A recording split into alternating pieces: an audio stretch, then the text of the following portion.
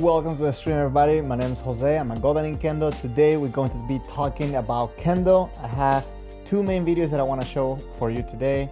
One that's a competition that we started watching actually in the previous stream, and also a video that involves some Jodan players from Jodan fight from Chiba Sensei. So hopefully you guys enjoyed the stream. Thank you very much for passing by, and let me know how your Kendo practices have been this week, and I'll share some of that for you today as well. So let me finish up my setup real quick. Galaxy, Ohio gozaimasu. Well, for me it's konbanwa, I guess, because it's night, but thank you for passing by. My mouse today for some reason is just not doing it.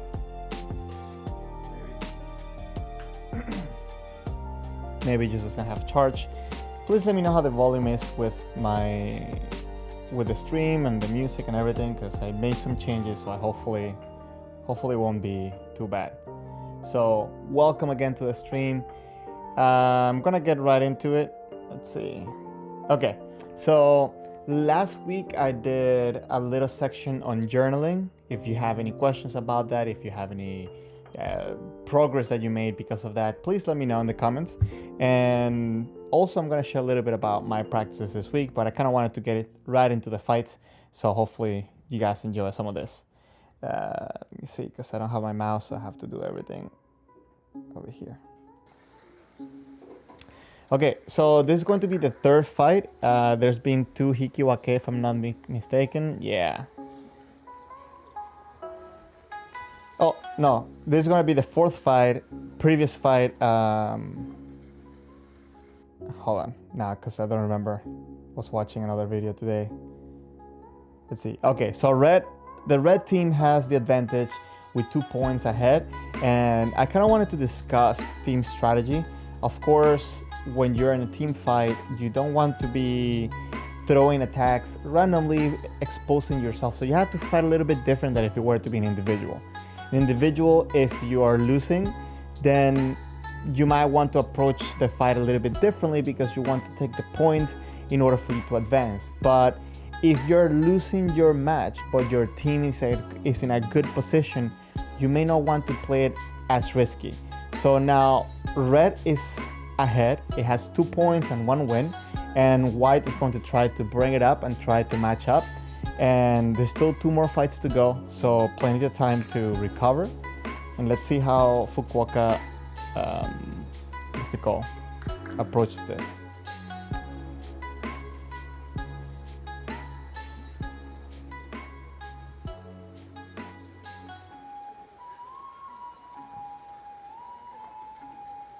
Wait, let me see how much volume I get. Okay. So again, white has to be a little bit more conservative on the approach to the fight. And red, they have a big advantage right now because they have 2 points. Okay? So even if they lose the fight by 1 point, they can still hold and not necessarily lose the tournament, right?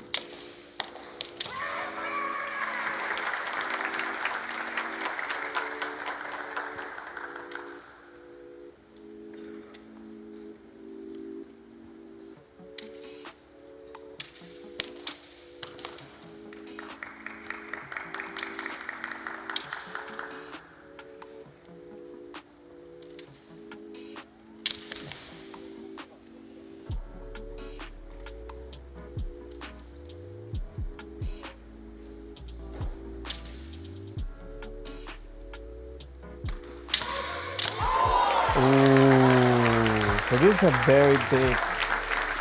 very big problem for Fukuoka, in the sense that now they're 3 points below and 2 matches down with 1 more match to go.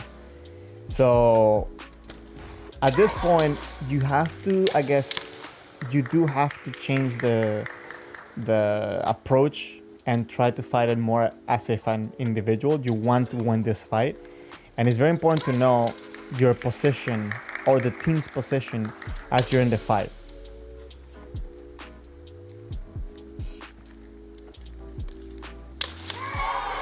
Ooh, very risky. I feel that Fukuoka white is taking it very conservatively, in the sense that it's waiting too much. And I'm gonna rewind this for the ippon in a second. There's a couple points I want to break down.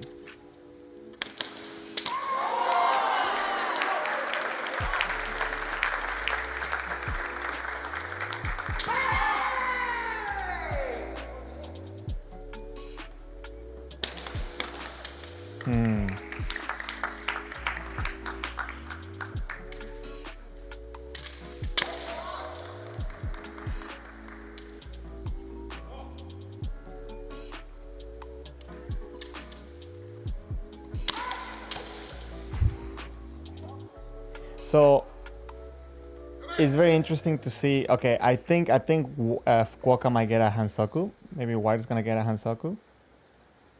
I feel that again they're being very passive and they're coming in too close and like just keeping that Tsuba City Eye a little bit too long. I'll be surprised if Osaka gets the ippon, right? Because Osaka's been very active, so maybe they're, I don't know. We'll go back to this. If anybody gets a Hansoku.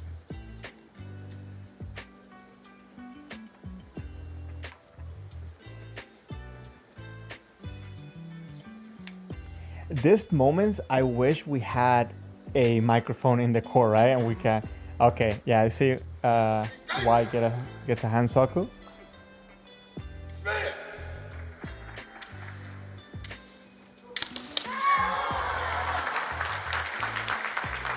So maybe before I forget,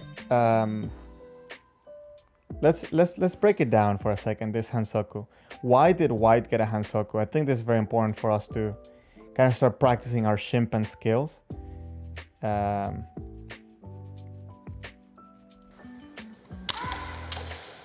if you watch this interaction, White comes in Tsuba City Eye and Red is trying to kind of set himself up to separate, and White is following him, right? Watch. There's no tension, granted. They're still trying to, how do I say this? They're still trying to figure out that spot, the good spot for them to actually either disengage. But it does seem that White just sticks to Red. And for this reason, White gets a Hansoku. Previously, you watch, hold on.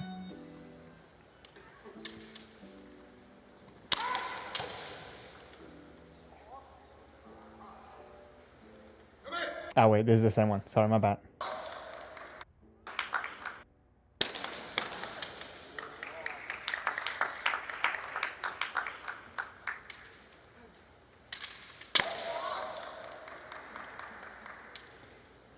It seems to me, and again, I could be wrong, that White is being very passive, right? And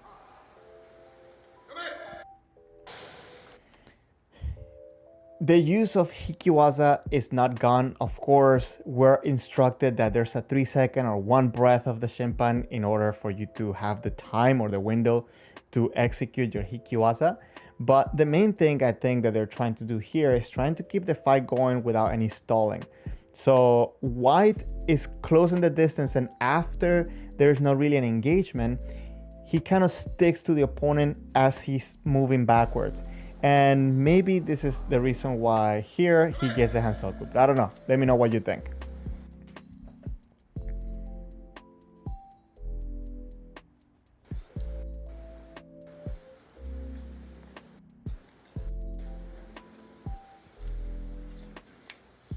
Okay.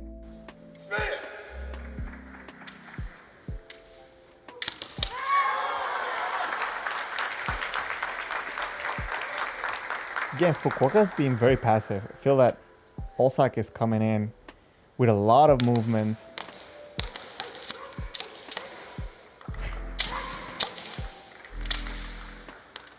This is such a weird, that was such a weird exchange, sorry. What is this?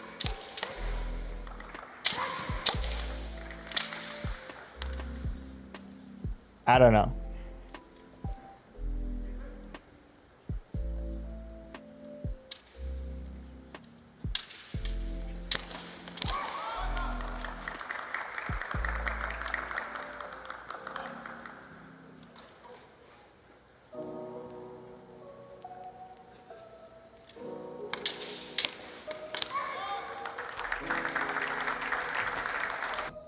one of the biggest one of the biggest dangers, I think one of the biggest dangers you can have during Shiai is approaching always with a defensive mentality. If you watch White here, look what happens after he throws the technique.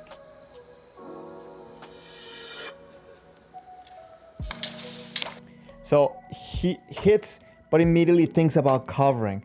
There hasn't really been any strategy on coming in.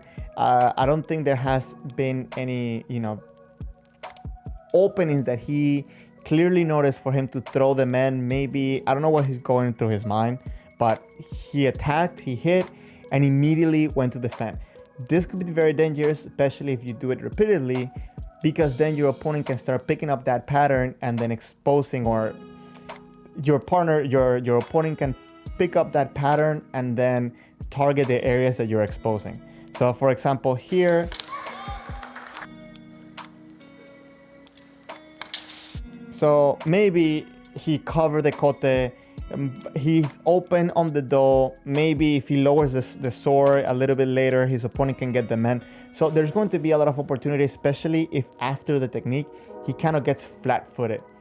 On the other hand, if his opponent is engaged, going forward and throwing his body all in with the technique, he has high chances of not only scoring the technique, but even if he fails, at least being safe from his opponent to attack.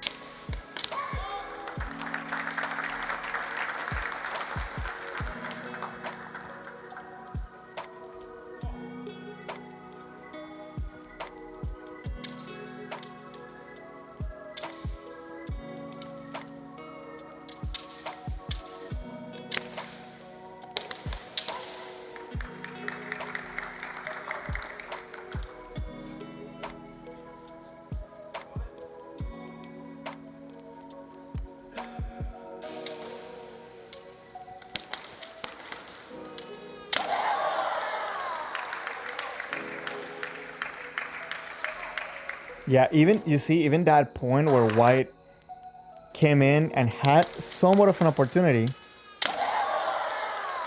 it doesn't feel that it's very energetic. It doesn't feel that it's very engaged in there, right?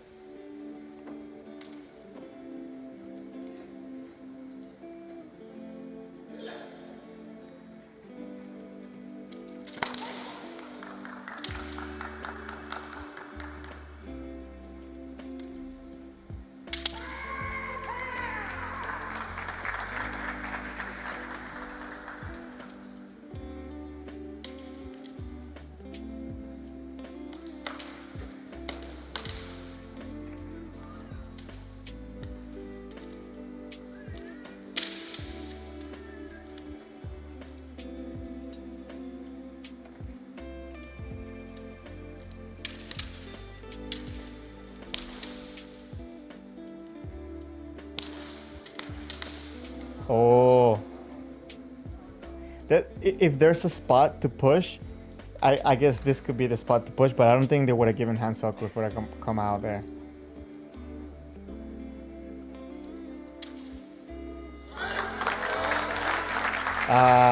So this is a very frustrating point, because now at this point the last fight has to happen, but the team already lost, and it's kind of a little bit discouraging for the last participant. But hopefully we're gonna see a good performance from it. Now I do want to break down a little bit of that ippon that got scored and a couple things that happened during this fight real quick. Okay, where's that ippon? Give 1 second, please. Okay.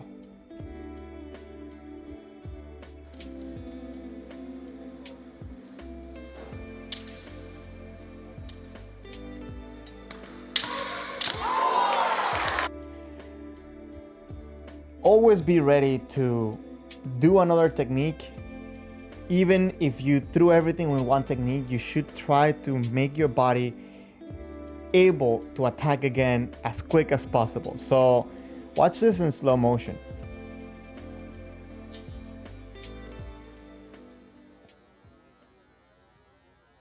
Red approaches his opponent, and he gets a reaction because of a lot of the movement that he got, not only with the distance, but also the movement from his shinai. And he throws a man. I always say this, maybe it's just an observation. It doesn't always happen the same way, but a lot of times when somebody protects and they feel that they overreacted by overprotecting, they normally over-relax. And I feel that that's kind of what happened here. White brought his hands down a little bit too far down. And it took him too long to bring back the sword in order to counter Red. If you watch this, Red was already in position. His sword was already in position after the man to keep going forward, right? He kept his sword lined up with his opponent. And at this point, it's already in a downward motion. White instead is at this point bringing the sword back to center and back up. So you gotta make sure that when you're covering, protecting, deflecting, and so on, try to stay away from keeping the tip away from your opponent and instead try to bring it always forward. A lot of these motions, they have obviously it depends on the scenario, right? But you want to try to bring this tip as quick as possible forward towards the opponent so you can challenge the center this way. I don't think it was necessarily such a clean point. I think it just happened to be because of the timing and the momentum that Red had. But nonetheless, White stayed behind throughout the whole interaction.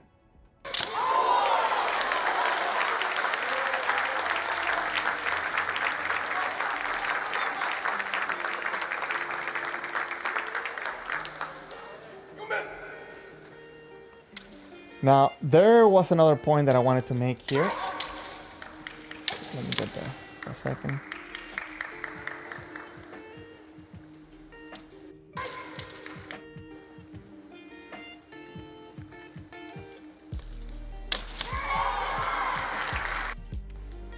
Now, I noticed from Red that he's the one actually trying to get a reaction from his opponent. Most of this fight, I feel that Red was very stationary, and that can put you in a very bad situation when it comes especially to Shiai, right? But even for testing, you don't want to be the person always waiting, because it will also look bad to the examiners, right? So in this sense,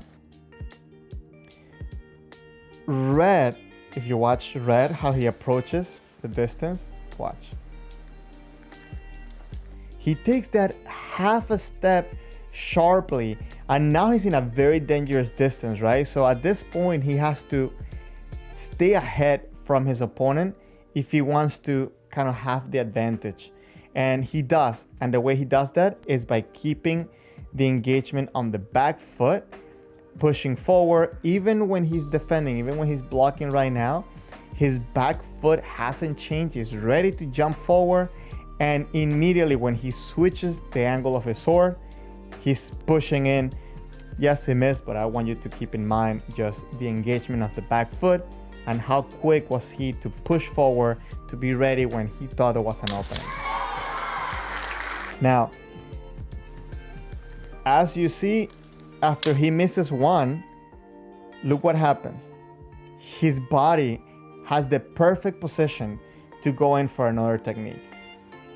If I have to say one skill to practice, it has to be this one. Be able to, every time you throw a technique, even if you miss, that your body naturally comes back to the position where it's ready to go again for another. And watch, he missed, and his body immediately, his back foot is pushing, forward leg is throwing forward to do the fumikomi, good extension on the arms, the sword is in the right position, the right angle, to go in for another technique. He almost had that point. He made it so fluid and so continuous, something that he wasn't really planning, but definitely something that if you train to fight like this, it will go in your favor. Hope that makes sense.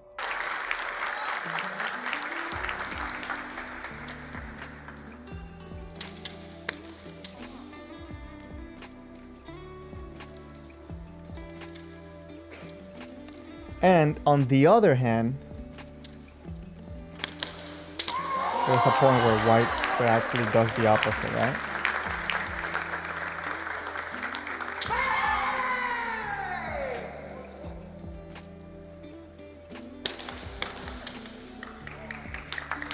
I'm gonna fast forward some of these parts just so I can show you guys the point that I'm trying to make.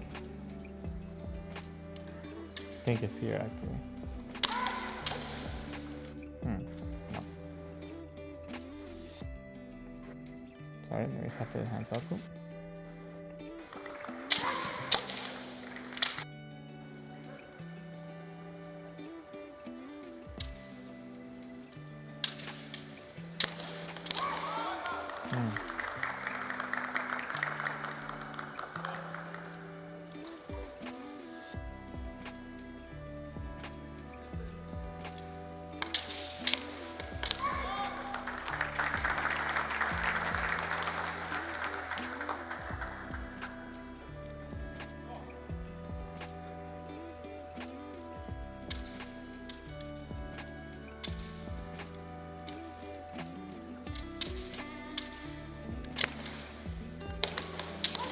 Ah, should have stopped that before.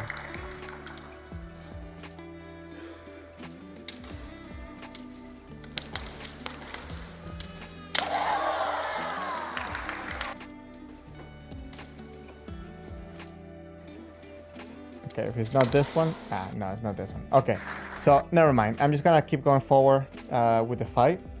But the main thing that I want to say is that, just as I mentioned before, to be ready for another technique, there's a sweet spot where you can throw your technique and be able to reach your opponent and have stability.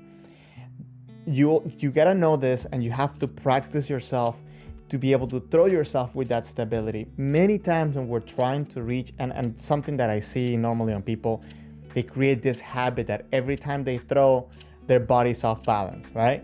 You want to try to always land back in a position where you're going to be in balance to be able to go forward and to keep going with another technique. Okay, so I think this is a 7 people. This is a 7 people fight, maybe? Yes, because there's 2 more. Okay, so then Fukuoka still has a chance. So there are 2 losses, 3 points down. I forgot this was a 7 people fight. Sorry, guys.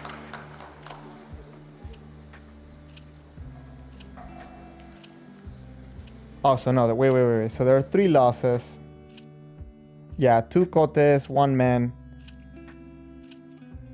Was this fight?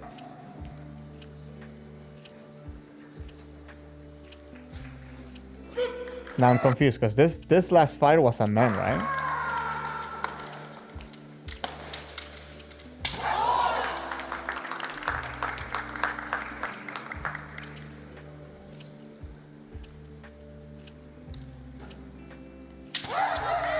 Oh, wait. Maybe I'm confused because the fight was too short and I just skipped through it without wanting to. Hold on. Give me 1 second. Maybe this fight was really short. Yes, it's a Jordan player. Sorry, guys. I don't know what happened there. Good morning. Welcome to the stream. Okay. Jordan player from Osaka, I believe. Wait.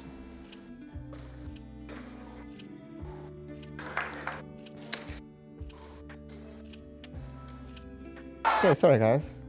I'm being messy today.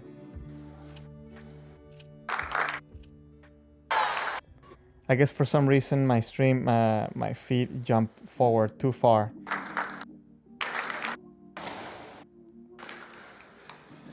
Okay. Okay, now for real, guys. Now for real.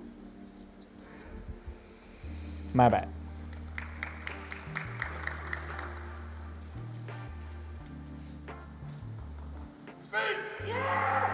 So we have a Jordan player from Osaka.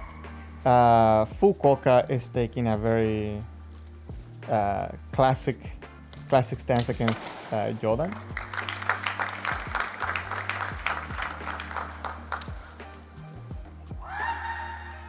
Okay, we got spoiled a little bit because I saw the board after I skipped that there were two kotes here. I'm going to say normally when you see people fight against Jodan, you see this position that you see right here. They want to kind of aim at the kote, but their hands are too high, and believe it or not, this is highly exposing your kote against Jodan players. So if you raise, the higher you raise your hands, the easier it's going to be for the Jodan player to catch you. We're going to watch actually that in the next video that I have for you guys, but let me just maybe if I can put it here. If you have, if you aim for the kote, you have this here, you are in a way kind of protecting your kote. They still can get around that, but the higher you go, the less that protection's there, and the more possibilities for the Jodan player to actually get you. So be very careful when it comes to how you do kamae against Jodan. Yeah, sorry, I didn't.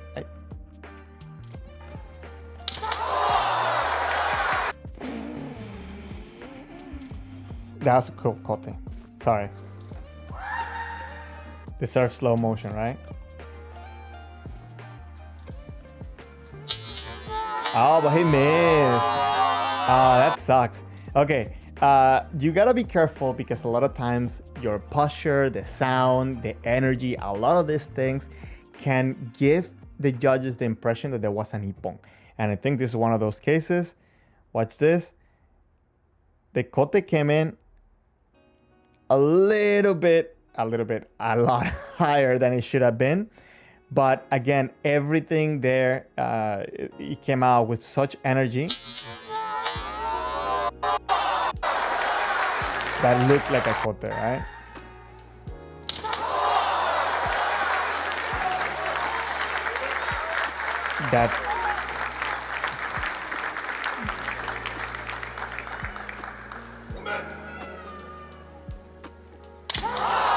Oh, so he's going on fire with that kote.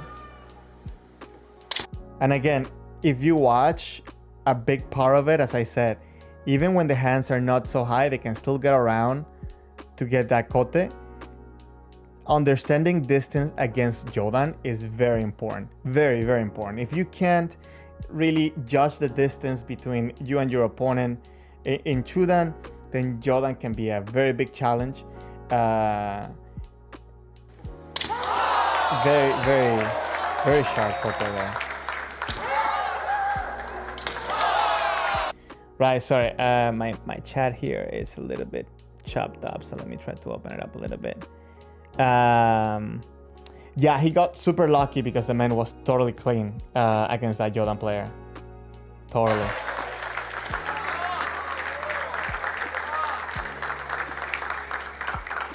That being said, the Jodan player has a fire kote.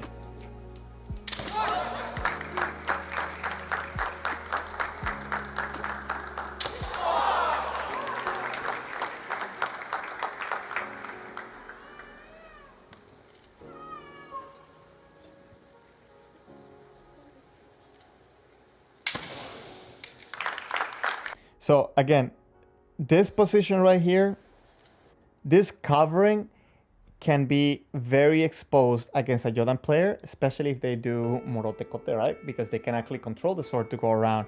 They're not depending only, and I think that's something that I know in the Discord server sometimes people have asked about this, but you want to make sure that you understand that they can attack with one hand or they can also attack with both hands.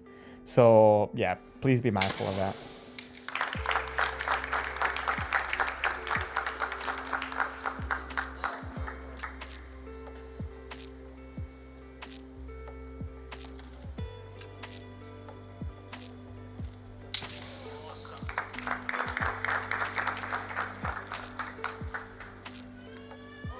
So at this point, I think red has such a big advantage.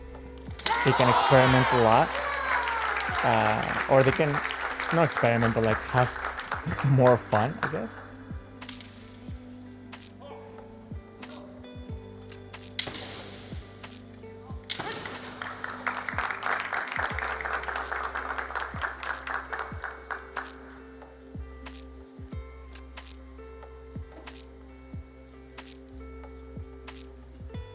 And I'll talk to you guys in a second about fighting against Jordan, based on some conversations that I had this week.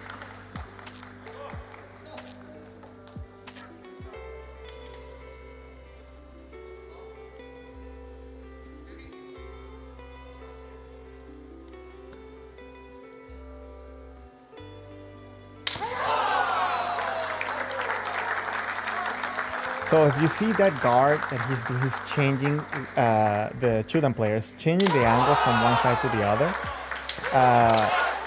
this could be very useful, because it kind of it could throw off the Jordan player, right? Could, if they're not used to fighting against somebody that's experienced. Oh, that was a nice attempt on Otsuki. Okay, guys, let me see. Oh, sorry guys. I don't know why. Okay. Back. Perfect.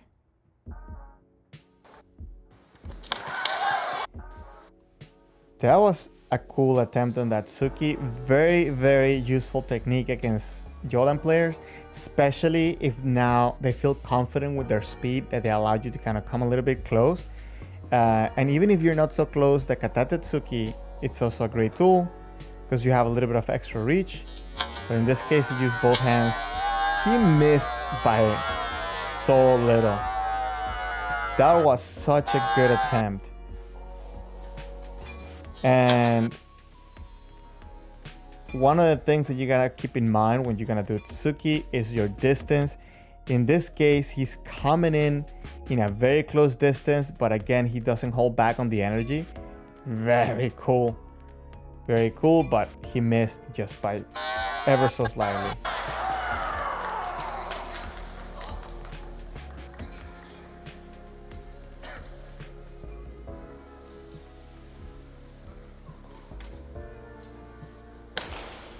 So this position right here, let me just talk a little bit about this position.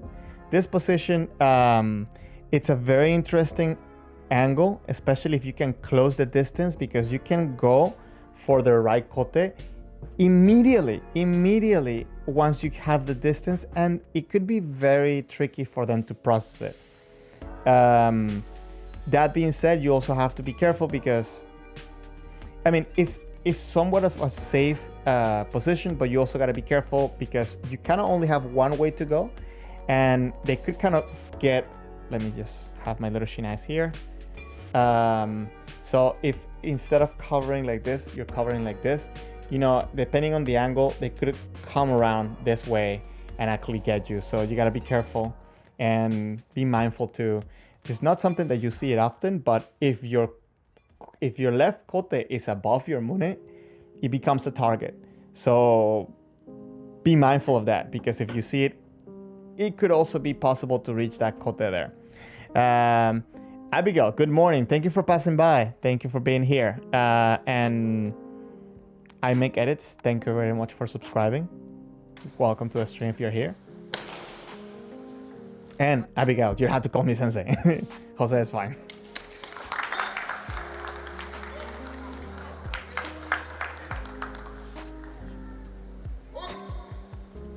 Okay, hold on. They're gonna do a gogi here.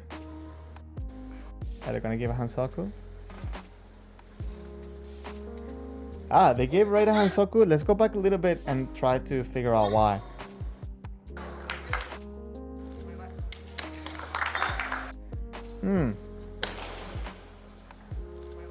So he goes back here.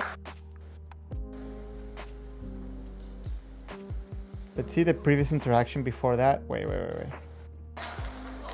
Okay, so maybe you have, okay, this one was a little bit long, right?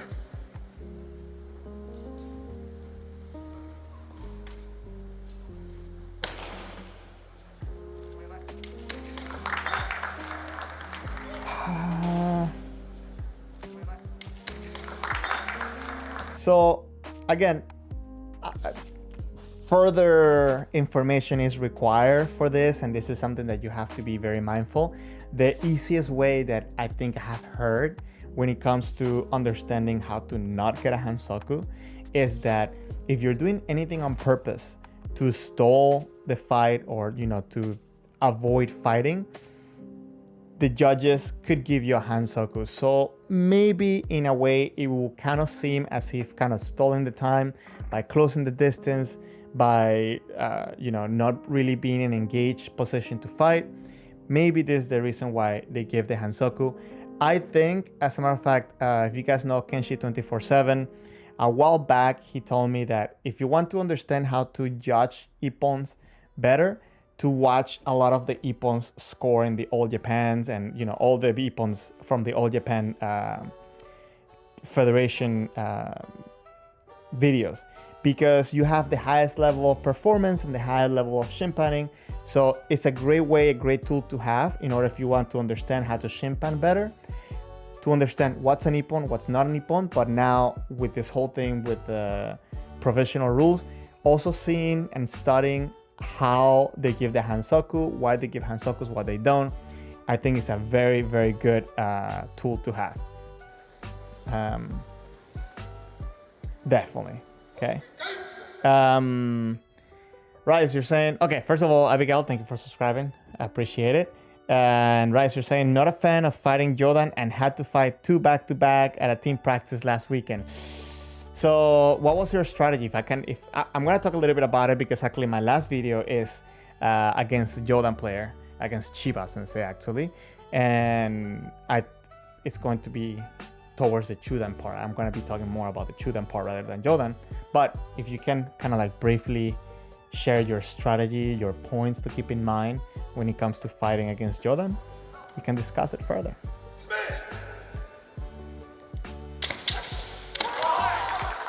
That kote was risky right there.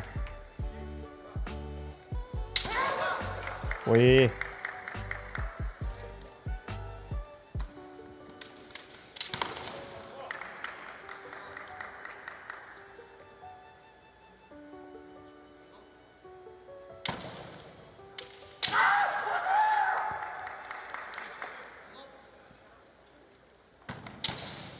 Oh.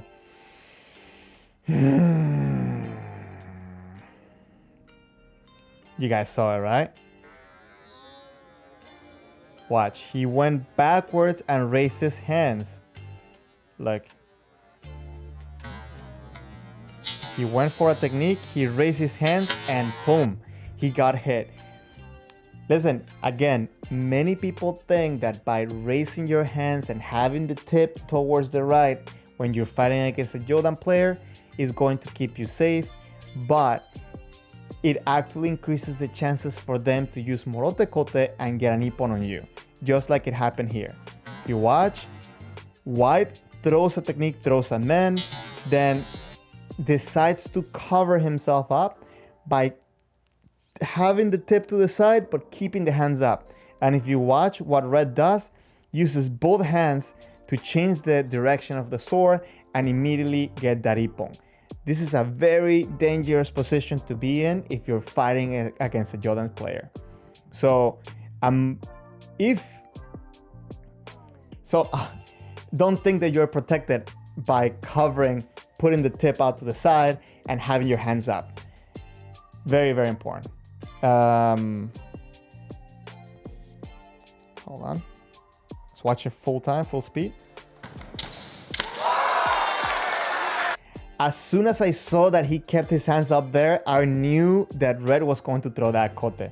It is such an easy kote for Jordan players to score. So please keep that in mind. Let me see. Rice. Okay. Circling to the right. Tricky kote. Okay, first of all, how did you do against the Jordan players? Did you feel that you had an upper hand on them? Or did you feel overwhelmed? That'll be a kind of cool thing to kind of start picking your brain, and we can pick each other's brain. That'll be great. So you say show left and go for the right. So their left, right? We're talking about their left because it could be confusing. And do ojiwasa when they strike. That is your main strategy. Actually, the ojiwasa part is a great strategy. The whole thing about going right, showing right and going left, This is actually one of my preferred ways. I really like going for the kote on their right kote, but lately, I don't think. I think I got one yesterday on Jigeiko, but I don't think I have actually hit that many lately. You know, this is one of my. Granted, I haven't practiced against too many Jordan players, but lately, so that would be something that I want to explore a little bit more. So you said hands up with your shinai. Tip tilt extremely dangerous. Yes, it is extremely dangerous. So let me talk a little bit about this whole thing with Jordan players. So this week, actually, I had 2 talks, like coincidentally. So I chose the last video against Jordan because of some of the conversations that I had this week when it came to Jordan, to fighting against Jordan. Cloudy, thank you very much for passing by. Hi. And the main thing is that when you're fighting Jordan, Rice, you mentioned the whole thing about circling, but why are you circling, right? This is actually the main thing, the main point that one of the people that I talked to kind of mentioned. You're trying to trick the Jordan player, but you shouldn't try to trick them. You shouldn't try to trick them. You should try to defeat the Jordan player, and you defeat them pretty much the same way as you defeat a Chudan player, right? You want to use pressure, you want to make them feel insecure, and to either attack when they're not ready, attack when they don't want to attack, or attack on your timing, or defend, right? So if you think about it, when they retreat, it's a good way to hit their kotes, for example, especially if you do that thing, right? You're saying, you know, you aim for one and they go to the other. And also for the Tsuki, that's a good time to attack for those techniques. And for men, it's definitely going to be the time when that sword is coming down. So a lot of Ojiwasa, as you're mentioning, right? So I think it's a good point. When I first got to Japan, I actually practiced in one of the universities around here. And one of the kids there, he's a Jodan player. And at the beginning, he told me, oh, you're too aggressive. I should play more on defense. And then the next practice I had with him, I was too defensive. So I said like, now you're being too defensive. So I actually had practice yesterday with him. And, you know, he's kind of telling me I had a good balance, but now he feels that I should make him uncomfortable by closing the distance too, right? So I think this was a key element that I wasn't thinking about when I was fighting him, and is making them uncomfortable with their distance. Long time ago, I heard this joke about fighting against a Jordan player, that because they are the fire stance, you don't want to run away from them, right? Because if you have a fire, you run away, you get burned more. But what you should do is run into them to put down the fire. So this kind of came back to my head, and thinking about this, because as you're closing the distance, as you're showing them that you're not afraid of them, you're gonna make them uncomfortable. The distance, they're very good, as we saw in that first kote that Red threw. They're very good at throwing fast and long shots, but they're not good at a couple of things. One, continuous waza, unless they do morote, right? So they're not good at continuous waza because they have their hands up high. If you're getting close to them, they start getting nervous in the fact that they also have to protect their do, right? I don't think they're very scared if you throw a do from far, because they know they can get you before you get their do. And also they can also hit as they're going backwards, right? But you definitely want to keep in mind that you want to make them uncomfortable and want to make them kind of come out of that shell, that stance. So if they're up here, if they're gonna bring the hands down, it's easier for them. It's easier for you to hit the kote. If they're coming in for a technique, for a man, for example, if you're the one controlling the distance, you're also the one controlling the timing, because you cannot gauge when is it that they're coming in. So of course, there's a couple of things, there's a couple of different things that you can do, but I guess all of this comes with experience, and I'm saying what I learned like from this week alone. So yeah, like let me know in the comments what you guys think. What are your thoughts on that? Right, so you said that you didn't feel overwhelmed. It's more so uncomfortable. So yeah, okay. So you want to, I guess, feel more comfortable when fighting against Jordan players. And so what made it uncomfortable for you? One of the ways to get the upper hand on an opponent is to make them uncomfortable. Yes, okay. So you're just naturally uncomfortable. So you wanna feel comfortable, totally. You circle to the right because it's better protection and their arm is in their field of vision. Moving your feet is extremely important. You stop your feet, you die. Yeah, okay, I see what you're saying. It is in their, it could be in their field of vision. So, and I'm mentioning this again. I'm not saying that your approach is wrong. I'm just sharing what I was told this week. So, and also, actually, this I wasn't told. This I'm just saying that it could be their arm could be in the field of vision, but I think the advantage that you may have could be neglectable because there's so many little things they can do to kind of expand that field of vision, like turning and so on. And also keep in mind that this works when the left foot is in the front. But once the right, if they switch the feet, which they can do, they can also become more comfortable and they can switch the feet, but they can also do fumikomi with both feet. So you gotta keep in mind all these factors. So, like, you know, that's why I guess, you know, I was told this week that don't try to trick them. If you're doing it to try to trick them, don't do that. And I'm not saying that that's what you're doing, by the way. I'm just kind of sharing everything that's coming in my head. But ideally, you want to try to make them come out of their shell. And yeah, it's very hard to catch them by surprise unless you come in very close. But ideally, you want them to attack. And especially if they attack from far, but when you're ready, it's very easy to deflect and counter because yes, they can come very hard and very fast with one hand, but having two hands on your sword can give you a lot of control. And we're gonna see that in the last video. So maybe I'll keep some of those thoughts for the second part, just so that way I have some stuff to say during the video, I guess. Okay.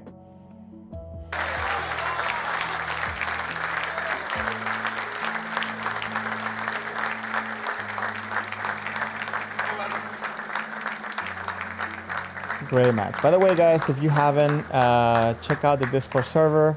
Let me just put the Discord link in there. Sorry, my mask. Let me take my mask. No, we just didn't have battery.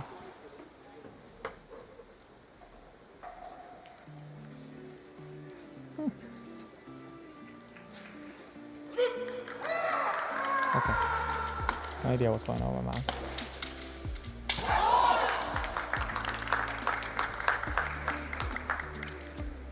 And if you would like to support the channel, feel free to become a member with the link that's going to come up. You can also send a super thanks. You don't have to. It's just an option there. Okay, so this is the last fight against, as I said, it's kind of, I know this is the second to last fight, and it can be a little bit overwhelming in the sense that the team is already lost, right? So hopefully now these players, they fight with a lot of heart, because that way we're gonna be able to see some good stuff. But always, it's a little bit discouraging when you're in a point where you're fighting, but you know your team is down. You know, it's a little bit discouraging. I'm not gonna lie. Right, so you're saying that against Jordan, I'm just gonna put it for anybody joining in now. Against Jordan, distance, footwork, and fearlessness and timing. Definitely. Oh, finally we get a Nippon from Fukuoka. Okay, this week, actually, hopefully this week, I'm gonna post a video on distance and timing. Actually, no. This one is distance. Next week should be in timing. And hopefully, you know, we can explore this a little bit more on next stream. But I'm just gonna kind of give a little brief.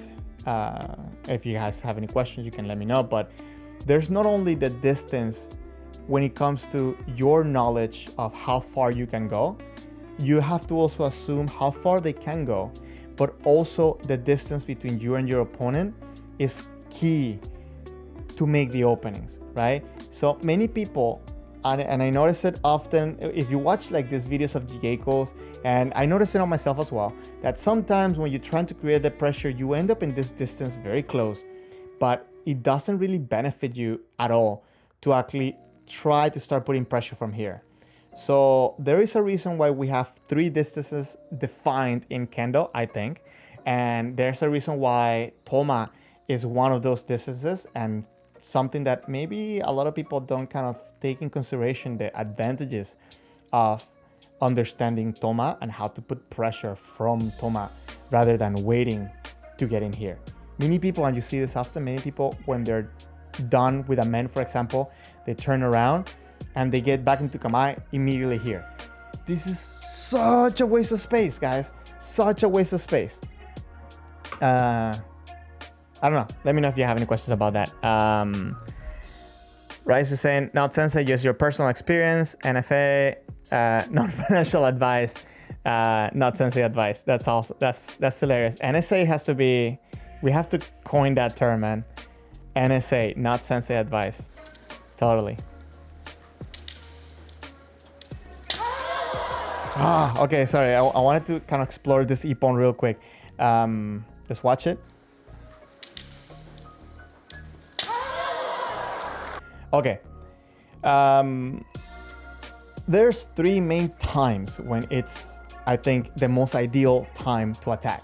One of them is obviously when you see the opponent just freezes, so you just attack. One is when they're about to, or as they're moving forward. Another one is when they're retreating, especially if they lower their sword. So here, I think we see one of those times.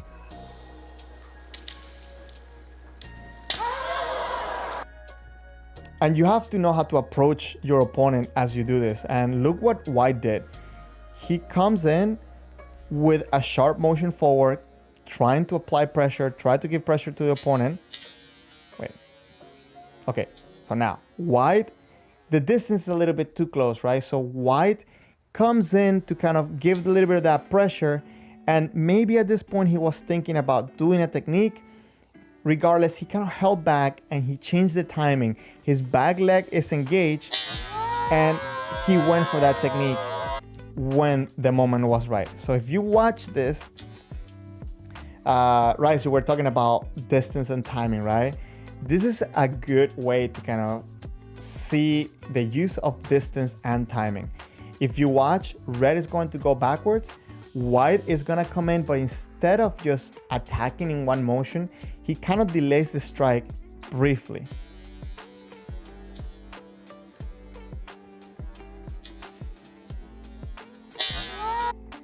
And if you're watching regular speed,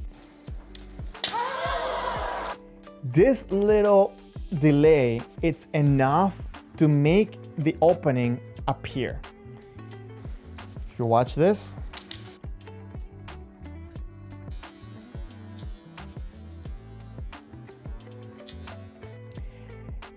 as I mentioned before, a lot of times when somebody covers and they feel that they didn't need to cover, sometimes there's a little bit of an overcorrection where the sword immediately kind of comes down.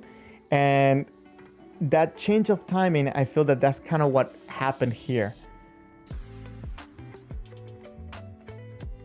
Actually, he kind of left the center, right?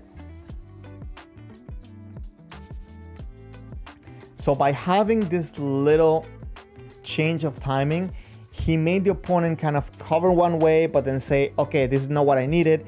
He makes a change, and in that time is when his opponent throws the technique to get the ippon, and it works perfectly.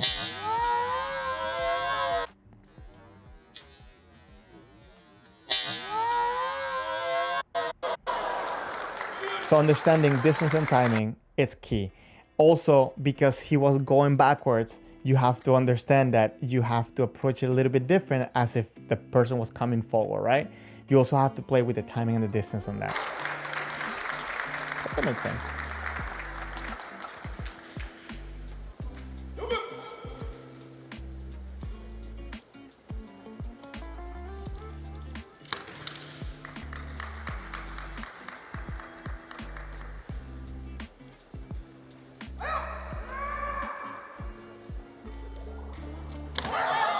Oh, that's a great attempt, I think, from Red. So this wasn't an ippon, but I think it's a great point to show when to attack when the opponent is coming forward. So if you watch, I'm gonna try to go slow motion here. Okay, maybe I should just slow down the... If you watch, look what Red does. He starts taking a little bit of like a very minute step forward and then starts sliding into the opponent. The opponent kind of couldn't take that pressure, decides to go back, and Red does a little bit of extra pressure. And right at that moment when you see that White is starting to move forward, Red decides to go in for that technique. It wasn't a point, but it was a very close ippon. It wasn't an ippon, but it was very close to being an ippon. And I think the timing was very good. One thing that if you want to improve on this, if you want to be mindful when you're practicing this, is also your distance. If you look at the tip of Red's sword, it's a little bit too close. It's a little bit too deep when it comes to where it should be based on the target. I think if you would have measured a little bit better and throw the tip right on top of that man, it would have been a little bit more effective, maybe even be an ippon. I don't know.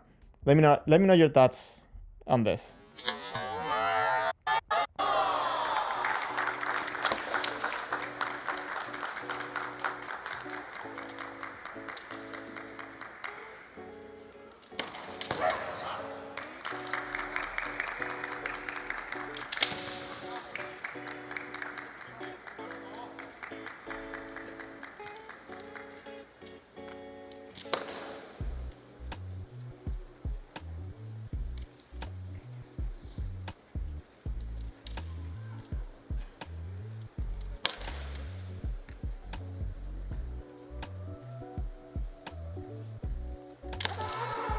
That little step, those little steps are dangerous.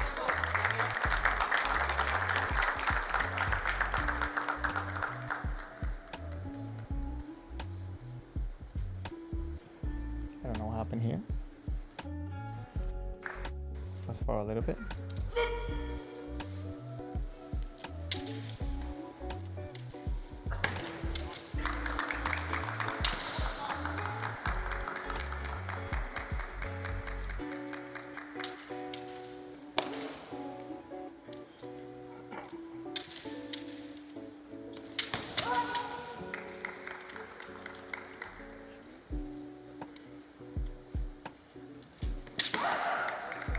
Oh, hold on. This is very interesting. If you watch Red right now, look how he throws two techniques very quick. He throws one, but it's not really a technique, right? He kind of holds himself back, but immediately goes in for another one. And this is again something you have to. This is a skill that we all should be practicing. And I think the key to this is small footwork, small and quick footwork.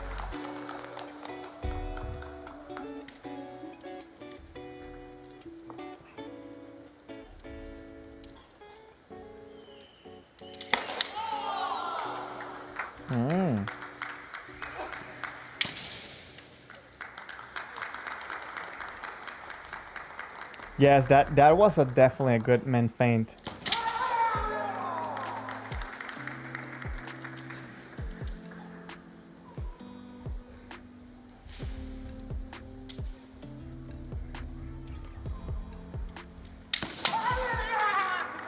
Oh, great core awareness going around it.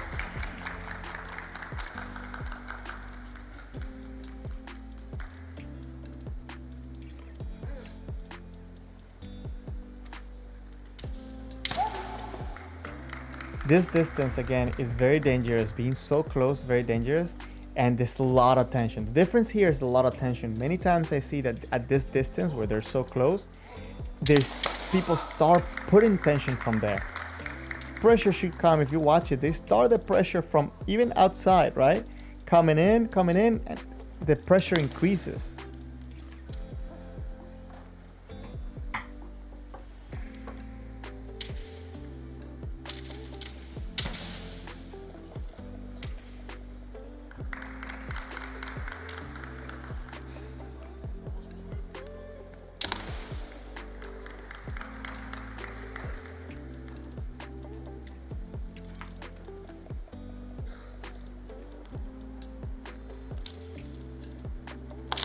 Ooh.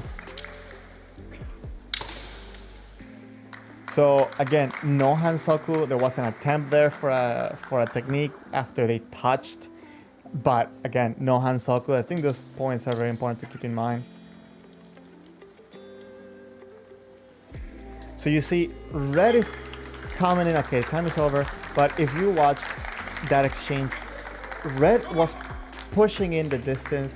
White didn't allow him to feel comfortable by just removing distance from him, but still engaged to go forward. So for this reason, I feel that red didn't feel comfortable to attack, even though the opponent was going backwards, right?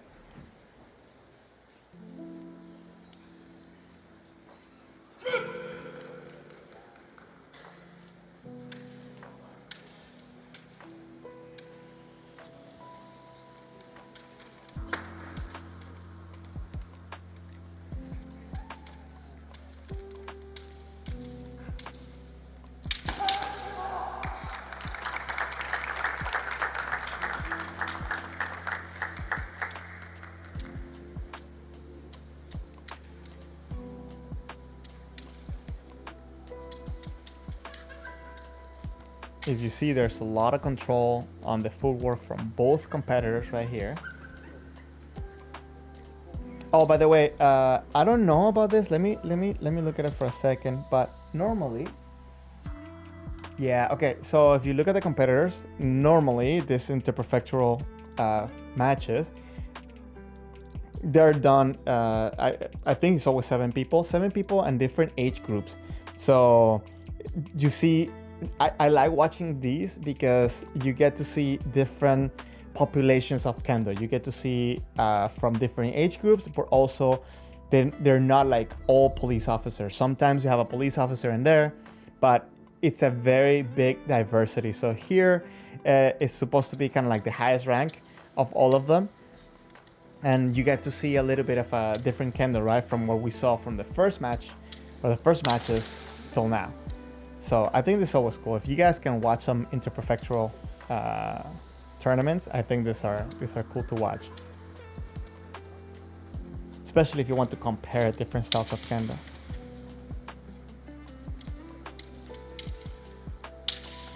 And you can see a lot of, not only about technique and communication between the opponents, but also a lot of sharp movements, sharp and quick movements. So it's not like it's not athletic, right? But it's, you see that the focus is a little bit different than it was before. It's a little more, dare I say, calculation in the approach if you compare the last match to the first match.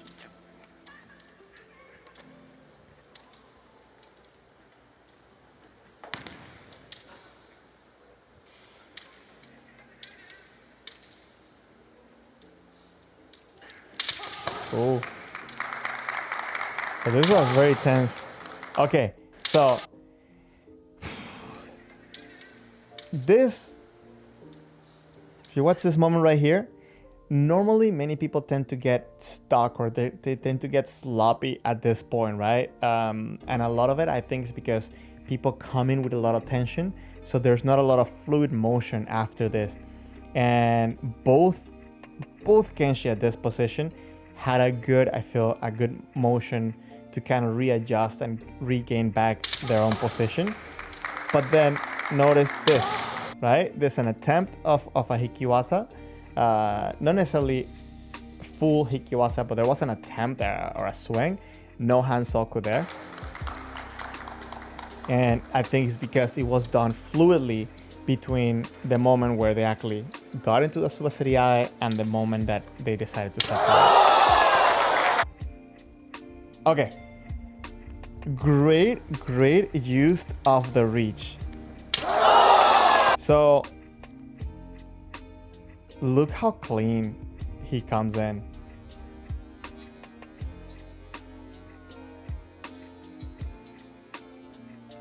Let's break down this ippon for a second. White gives pressure, red readjusts, he anchors the back foot. The main thing, I think, is the back foot. From there, From there, he leaps into the technique. And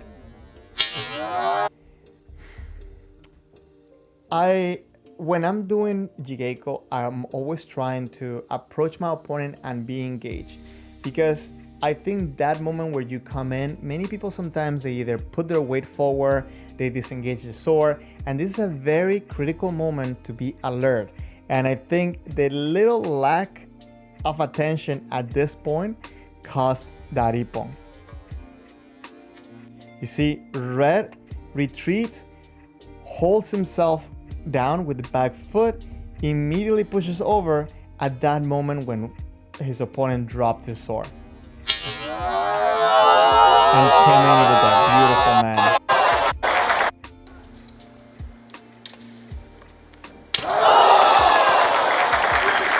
Very clear. Abby, thank you for passing by. Welcome to our stream. Thanks for being here.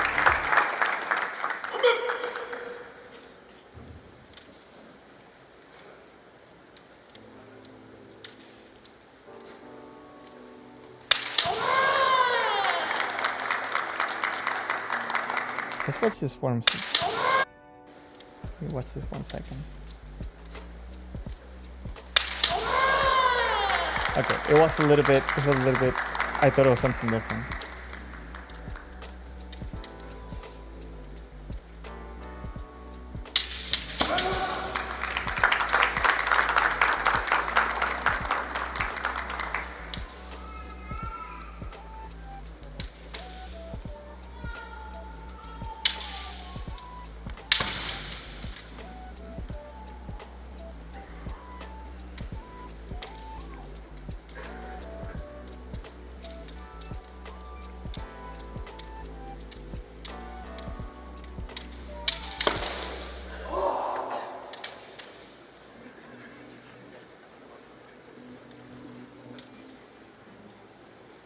Ooh. Gotta think of that carpet. It's very dangerous.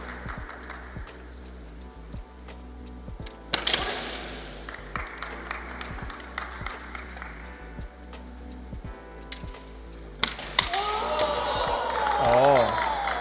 Okay. That was a dangerous approach to that jacket.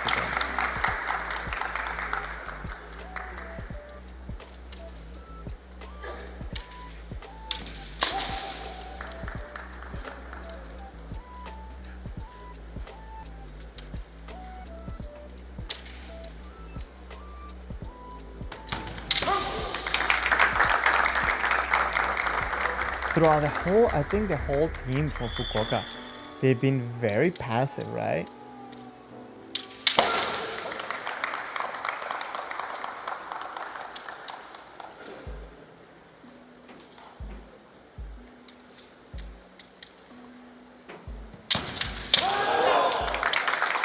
Very good use of distance. Those little steps, guys, those little steps are key. They're dangerous.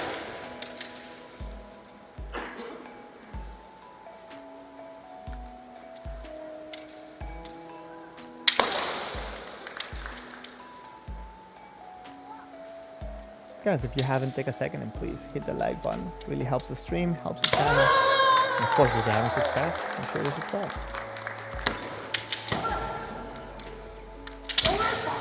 It's interesting, right? So you're saying that Red is keeping the point because he doesn't need to, right? So I don't know if he's actually keeping the point or this is just the way that he fights.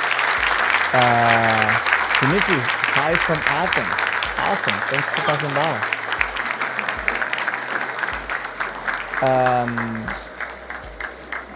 I don't think he needed to hold that point, but I think very interesting way how he fought it.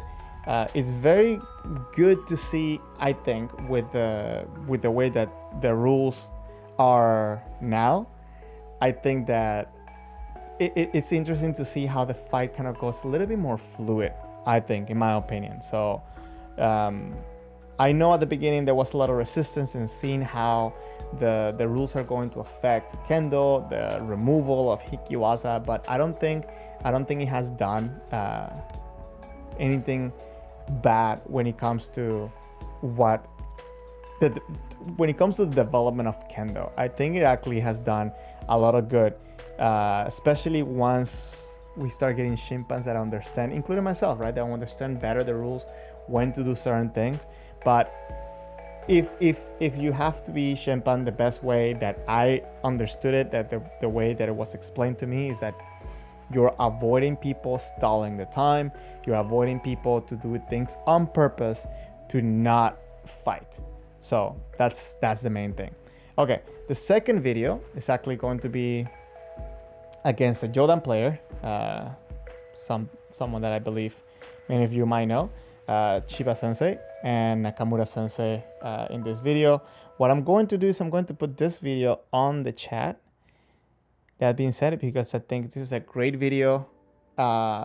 If anybody finds more of these videos, as a matter of fact, there's another video of this ones that is really good as well, because in this dojo, this format of video, they're very old videos.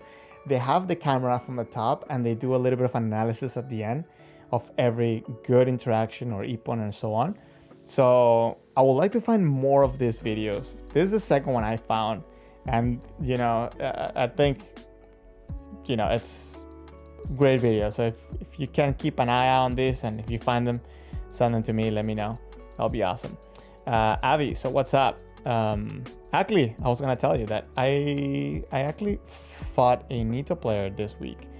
But it was funny because one day he had the Daito in one hand, the next day he threw me off because he changed. So, but it was cool. It was fun. First Nito player that I encountered here. And he started Nito. I mean, he was doing Nito because he's injured, so that was kind of that sucked. But yeah, like he was really good. He's really good. Chiba Sensei's Kamae, I think, is so iconic, right? But right, so if you watch, there is a little bit of movement when it comes to sideways, right? But I don't think the focus is to be moving around. That being said, one more thing. When it comes to moving around against Jodan players, if you're going to do that, or I'm not saying, because obviously I didn't see your fight, right? So please don't take this as I'm saying you shouldn't do this. But if you're going to do it, you gotta make sure that you understand how you're doing it, so that way the Jodan player doesn't catch your timing.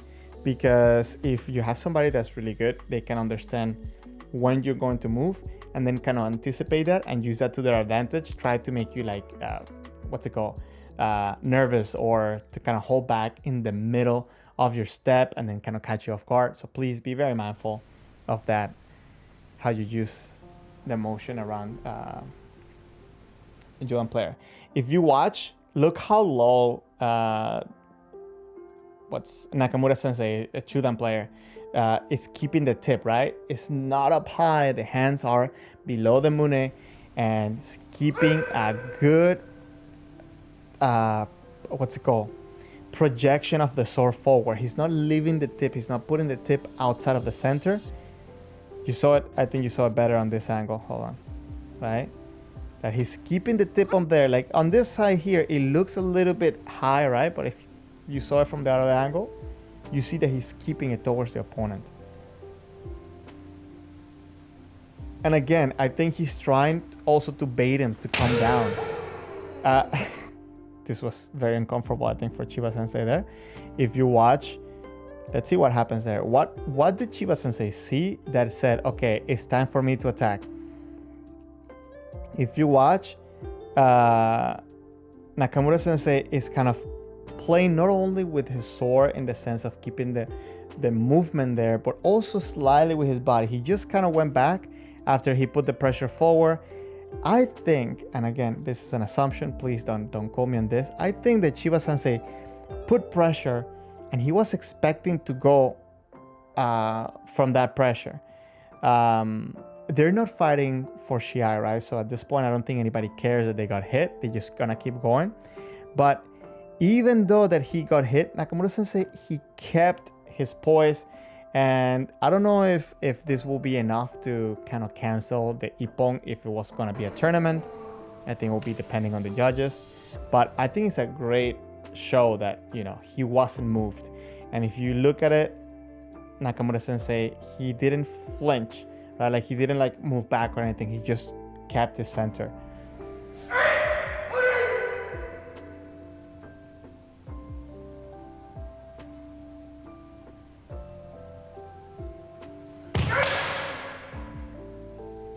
He attempts to do like a Tatetsuki to kind of catch him on the distance. Notice he is keeping a little bit of farther distance, but keeping the intention forward.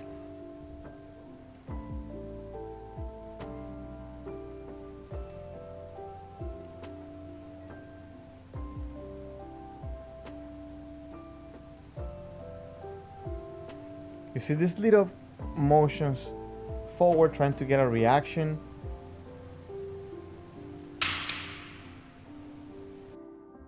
I think this is a very, right, like he kind of Chiba Sensei control the motion, let him know that, I'm here, it's not the time, and Nakamura Sensei couldn't really come in any further from that.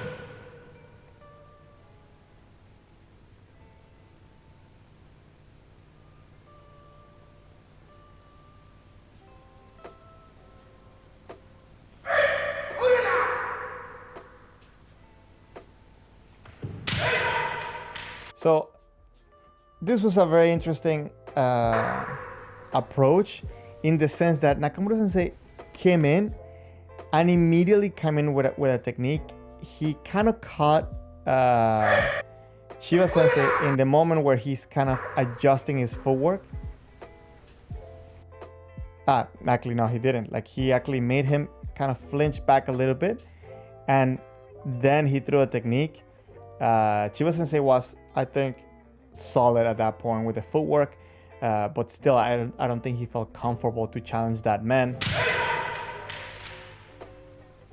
But they both immediately readjust. So now the distance here now shortened a little bit. I couldn't really tell who wanted this shorter distance. I don't know if it was Chiba Sensei or Nakamura Sensei that wanted it. I think maybe both. And it's kind of like the key or the clue that something's about to happen.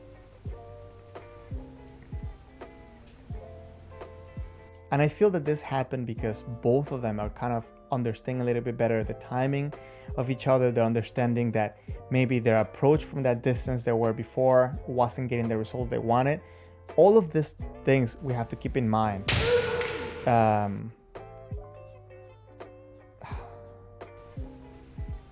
I really love watching a lot of this type of interactions just to understand what is it that was there that caused somebody to move, right? So in this case, Chiba Sensei threw a man. Let's see if he did anything before. See, he slides slightly forward, puts a little bit of his weight on that forward leg, but Nakamura Sensei wasn't moved.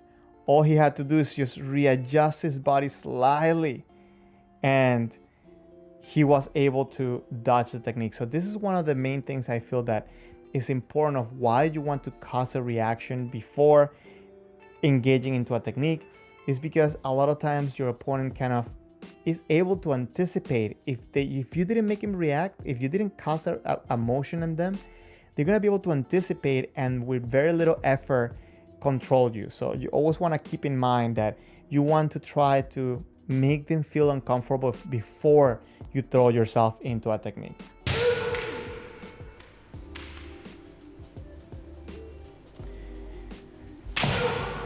Aaron, thank you very much for passing by, and you're welcome. I mean, you guys keep me motivated to doing this. What we're doing here is Mitori Geiko, right? So this is how we learn, I think. Big part, I think, of a lot of the knowledge that I have gotten, I think it comes from watching other people, and obviously videos is a big tool for that. Again, look at that. He's coming in with an attack, but he's not really getting a reaction.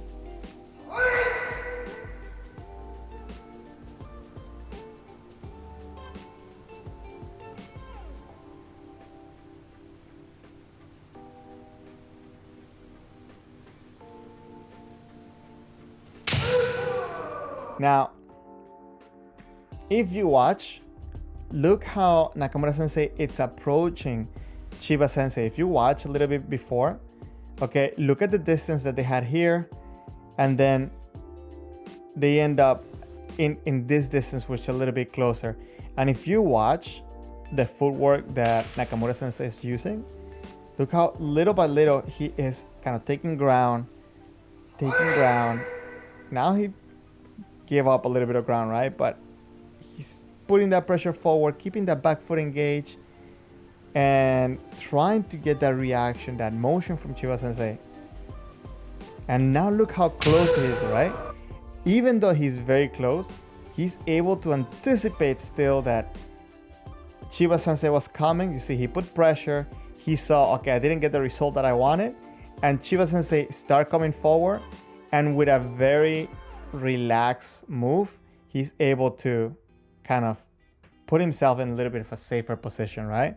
There was some contact on that Mengane, but still, I guess they wouldn't consider that an ippon, right?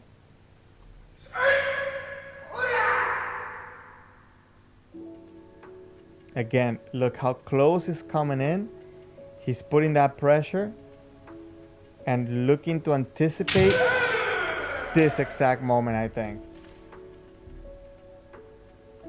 And this moment, they break it down at the end of the video, so we're going to watch in slow motion in different angles. So I think it's very cool. I love the camera work in this video. Again, if you guys find more of these videos, send them my way. See, I feel that the way that Nakamura Sensei is coming in, he's provoking more reaction. You see that little back.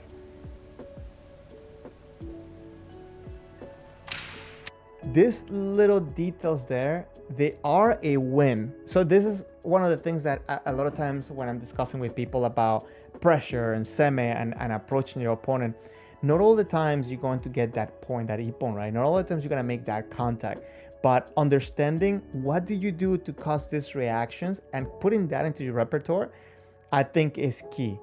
Because with that knowledge, I think we're going to be able to progress. And then once we understand what is it that we're doing and get that reaction when we want, then we're able to also plan out what type of strategy, what type of technique we're going to be able to use. For example, something that he could have done at that moment maybe is that when Chiba Sensei went back in this hand, aim for the kote on the other hand. Granted, maybe the distance wasn't right or whatever, but he is getting a win there. And this type of things, I feel that we need to recognize it for ourselves a little bit more instead of just going and attacking by chance.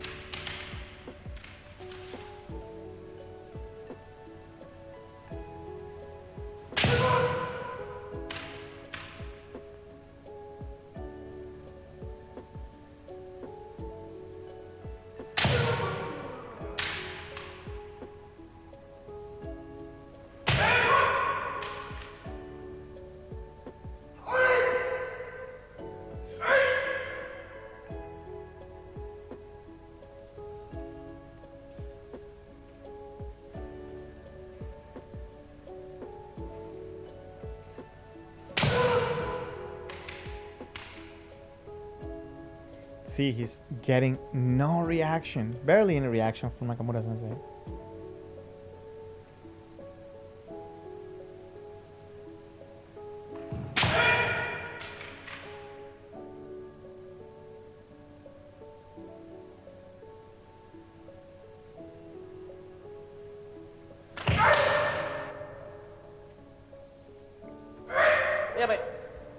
Okay, so that was the time he gave there. What I'm going to do is I'm going to fast forward a little bit into this. So here you're going to see a little bit of a breakdown of the technique that I mentioned a little bit earlier. So he does a men Tsuriyage men, right? I think classic technique against Jordan players. It's so quick and so sharp that it almost looks like it kind of became a little bit sloppy, but if you watch it in different angles, it's not sloppy at all.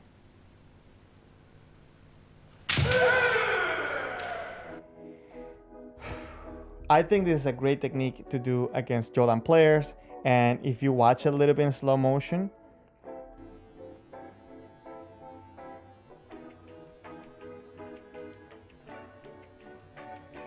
it's very important that you use both hands as you are deflecting the sword. So if you watch how he catches Chiba Sensei's sword, he moves it out of the way, and at the same time, in that one motion, comes in for that man. So this is one of the reasons why you have to understand that to do Ojiwasa, you have to provoke a motion from the opponent, and you cannot just be waiting. You have to be with intention already to attack and try to make your technique one motion. So that way it comes out fluid and it comes out sharp. Watch it from this angle.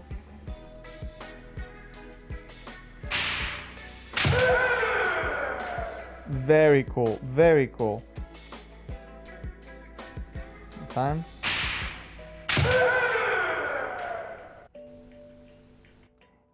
If you watch, he is engaging the back foot, pushing forward as he's doing the Suriage motion, and then within the same movement, because he already has momentum forward, he's going in for that man.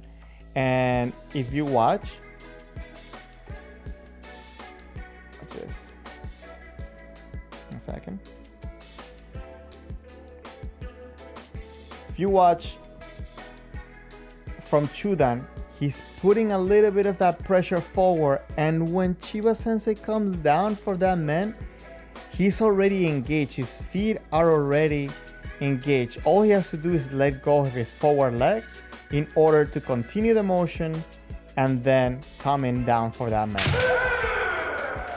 I think this is a great exchange, and something that we have to keep in mind is to always have that intention forward towards the opponent.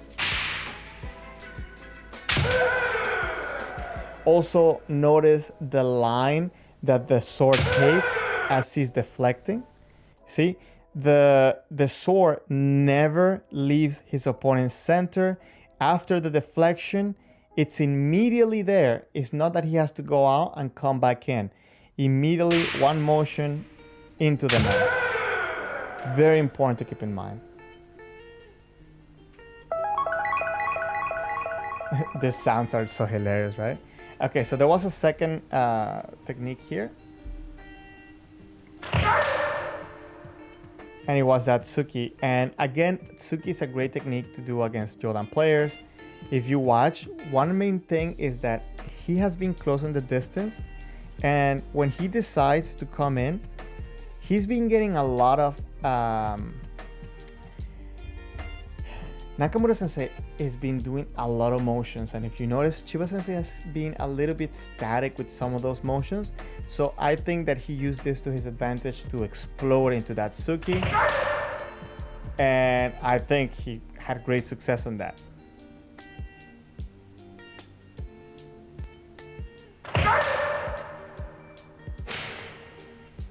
One of the main things here is that if you notice, a lot of the motions that he did before, if you watch how he tries to get that reaction, the moment that he decides to throw a technique, it looks the same, right? So it doesn't look different, and it's very important to keep in mind that you want to make your kendo one, and rather to do one thing one way, and then when you attack, you look different. Watch. Put that pressure, and then it looks just the same. He's taking a step and exploding into that Tsuki. Great approach. Great approach, I think. I don't know. Let me know what you think. Rice, you're saying textbook. I agree. 100%. This is a great show of how to play with the distance, the timing, and how to use sometimes the pressure, but also the lack of feeling of pressure, right? Like, we have to understand both sides, and this is kind of where we have to kind of not care if we get hit and try to experience our kendo that way. Just do it. For me, this week, or not this week, but like this past weeks, my main goal has been to understand better how to use my footwork to close the distance and feel in balance and being able to throw myself at that right moment. So there's a couple drills that I've been practicing at the dojo that I think they're good, but the main thing is that you want to understand that you want to not only move with short steps, but also move smoothly and always be ready. So I know it's easier said than done, the whole part about always being ready, but for me, the main thing, the biggest thing that I always in every practice right now have been drilling into my head is that my back leg, even though that is straight, it has a little bit of flexibility on the knee.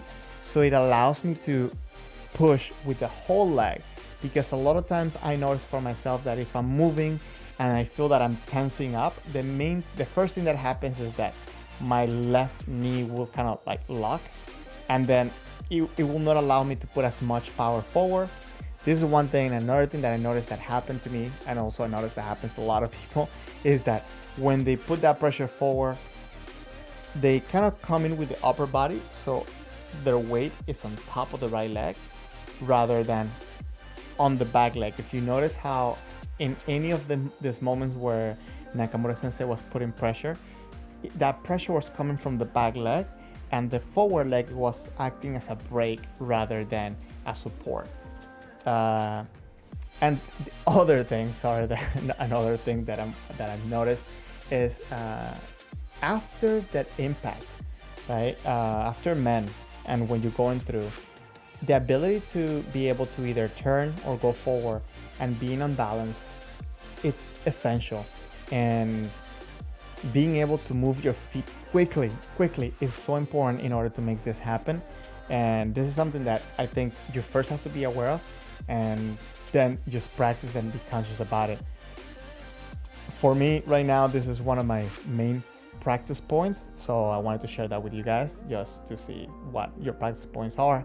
And this is something that I feel that is going to change my kendo in a way, and I hope, because when I practice in universities, high level dojos, even when there's not high level dojos, but there's people that know what they're doing, you can see that they do this naturally. A lot of times it's something that they learn through, just repetition, and they were told to do it and it came up. But for me, I feel that I haven't had the repetition before. I haven't been instructed this way. I didn't have maybe the eyes of somebody looking at me constantly about these issues. So I feel that now I have to be conscious about them in order to learn them. So hopefully once I pick them up, I can find a way to express those things, and maybe you can also be aware of these points for yourself.